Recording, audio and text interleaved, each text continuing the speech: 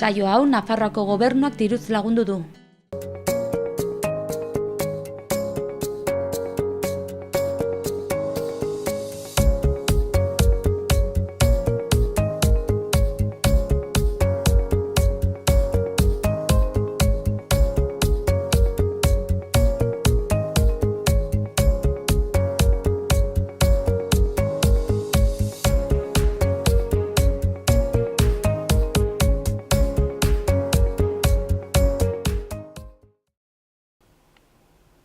Kaixo guztioi eta ongi etorri.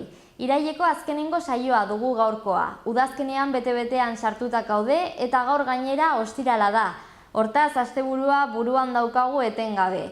Horri buruz izan ere hitz egingo dugu gure gaurko elkarrizketetan, gure gaurko gonbidatuekin. Asteburuko ekintza ezberdinei buruz, hain zuzen ere. Asteko Ester Santzberri etorriko da, psikologoa eta bolondresa itxaropenaren telefonoan.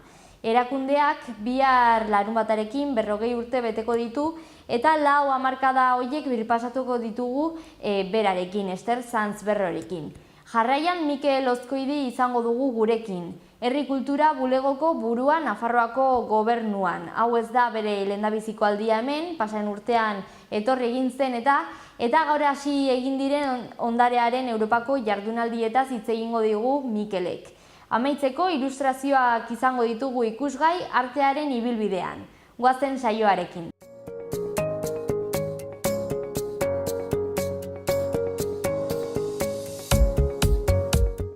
Hemeretzigarren mendera joango gara. 1877an Kanadan, Toronto, Ontarioko hiriburuan bihurtu zen.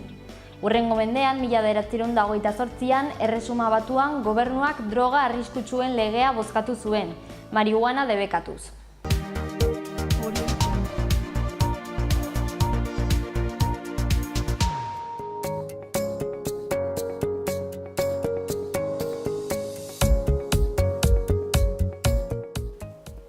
Ea zenolako berriak utzi dizkigun irailaren 28ak. Intsumisio mugimenduaren aintzatespenerako udal ekimen baten aurkezpena eginda gaur Iruñeko udaletxean.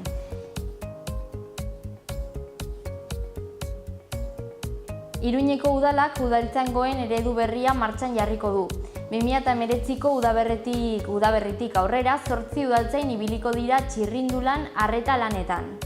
Honen aurkezpenean gaur egin dena aparteko zerbitzuak eskaintzea saritu eginda, 17 domin banatuz. Ez hori bakarrik, 29 esker honeta hiritarren 28 aintzatespen ere eman dira.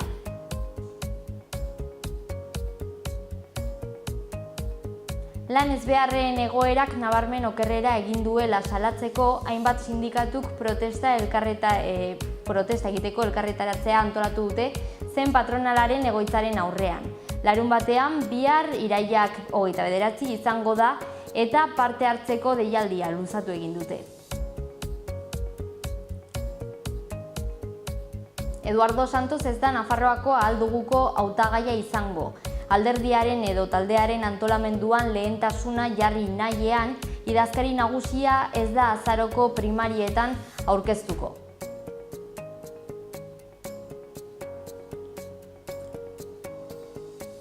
Ingurumen hezitzaile talde batek materia organikoa nola banatu gertutik azalduko du. Nafarroako hondakinen prebentziorako bulegoa eta hondakinen patzuergoa mankomunitateko langileak prestatzen ari dira Nafarroa osoan, materia organikoaren biltzea hobetzeko asmoz.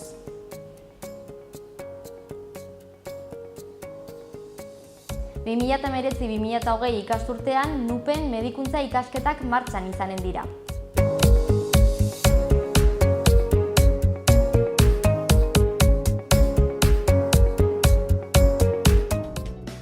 Egunkarietako azalen txanda, lehendabizi Diario de Navarra. Lerroburu nagusian, Pedro Duque laugarren ministroa susmagarria. Azaleko argazkian Milagroko jaietan ardakatua izan den Eba San Andrian ageri da. Bere esaldi bateko esatzen du bere izenburua. Bizitza salbatu ninduten. Diario de Navarratik Diario de Noticiasera pasako gara. Lerroburu nagusian hurrengoa ipini dute. Erizaintza eraikinak NUPek 2019an ezarriko dituen medikuntza ikasketak hartuko ditu. Azaleko argazkian Nafararena espazioa ageri da. Azpian titular hau, Nafarroa Arenaren lehendabiziko ikus-entzuleak. Nafarroatik Euskal Herria mailara pasako gara egunkariarekin. Lerroburu hau nabarmentzen da. Espainiako gobernuak Frankok fusilatutako ohien omenezko ekitaldi bati betoa jarri dio. Azaleko irudiak Altsasuko gazteen kasuari egiten dio erreferentzia. Alboan ezkerrean hurrengoa irakurri daiteke. Errepresioak Altsasu eta Katalunia batzen ditu. Komunikabide euskaldunak ikusteko unea. Lehendabizi berri egunkaria. Lerroburu nagusian goikaldean, auzitegi nagusiko buruak onartu du justiziak porrot egin duela azken hilketa matxistan. Horren ondoan eskuinean, esaldi bat daukagu, Jesus Loza Espainiako gobernuaren EAEko ordezkariaren esaldi bat. Badaude baldintzak gerturatzeak modu progresiboan egiteko. Beherago beste argazkian ezkerraldean Adolfo Muñoz ageri da, elako idazkari nagusia alegia. Gobernuaren eta elite ekonomikoen operazio oso bat dago sindikalismo erreibindikatzailea neutralizatzeko, esaten du Adolfok. Eta bekaldean gainontzeko edukiak. Lehendabiziko berrian, jedek kutsu politiko handiko mezu bat edatu nahi du bihar Gernikatik mundura. Horren ondoan, Nafarroak eskatutako inbertsio batzuk onartuko ditu Madrilek. Beste elkarrizketa bat ipini dute, honi dagokionez kirola kontuak ditu, Gonzalo Arkonada Realeko entrenatzailearen hitzak agertzen bai dira. Gure apustua da taldea Harrobiko eta Gipuzkoako jokalari honenekin osatzea. Eta amaitzeko horren azpian, gizakia eta makina bat eginda, zibermedikuntza ate joka da EHUn. Bukatzeko Iruña herrira bueltatuko gara Euskal Herri Erratiko webgunearekin. Goian ezkerrean, Eduardo Santos ez da Nafarroako alduguko hautagaia izango. Horren ondoan eskuinean, Olatzagutiko gizon bat hilda moto istripuan. Beherago ezkerrera bueltatuz, Txaro Buñuelen hitzak. 112ko profesionalen lana zalantzan jarri da inolako oinarririk gabe. Eta amaitzeko eskuinean, medikuntza ikasketak 2019-2020 ikasturtean izanen dira martxan NUPen.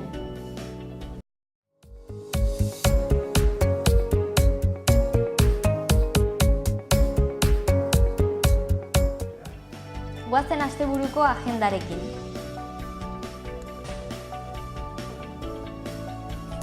Gaur eta igandera arte Nafarroako artxibategi nagusian erakusketa bat La Gloriosa iraultzaren 125. urteurrena dela eta.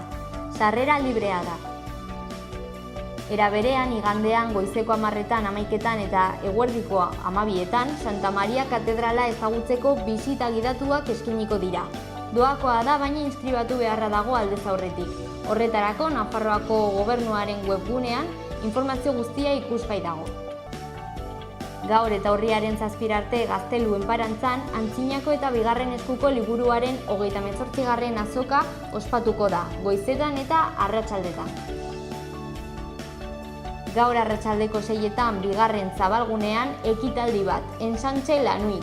Kontzertuak eta bestelako ekitaldiak izango dira, arte performantzak adibidez, eta gainera dendek bere ordutegia luzatuko dute, gaueko 10etan itxiko dute eta. Ordu bat geroago gaur, arratsaldeko 7etan San Francisco liburutegian, liburu aurkezpen bat gazteleraz. Historia del pueblo gitano y el pueblo gitano en Euskal Herria. Libre. Bihar, Mendebaldean eta Ermitagaina auzoetan, ospakizun bat, Mendebaldea eta Ermitagainako eguna. Jardueraz beteriko egun polita pasatzeko aukera bikaina. Eta bukatzeko bihar arratsaldeko 8etan Kondestable jauregian, NAK jaialdiaren itxiera emango da. Etxarri aranatzeko abesbatzak bere kantuak eskainiko dituzte eta sarrera librea da.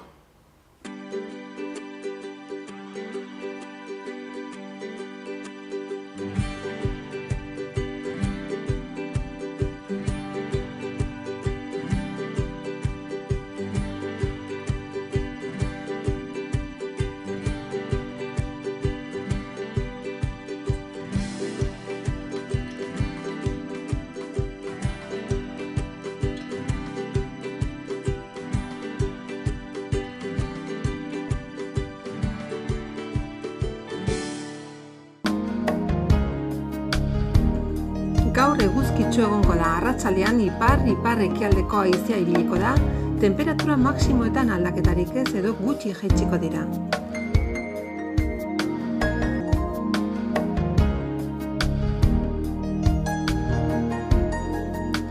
Larunbata goizean lanbroa eta lainoa eguzkitsu egongo da, arratsaldean ipar ekialdeko haizea ibiliko da, temperatura gutxi jaitsiko da. Igandean giro atsegina, baina egunaren bigarren partean lainotua egongo da. Eguerdian arte, zero laino gutxikin ala, baina arratsaldean haizea ipar-mendebaldetik finkatuko da eta arratsaldea eta gauan lainotzera egingo du. Temperaturan gora bera handirik ez.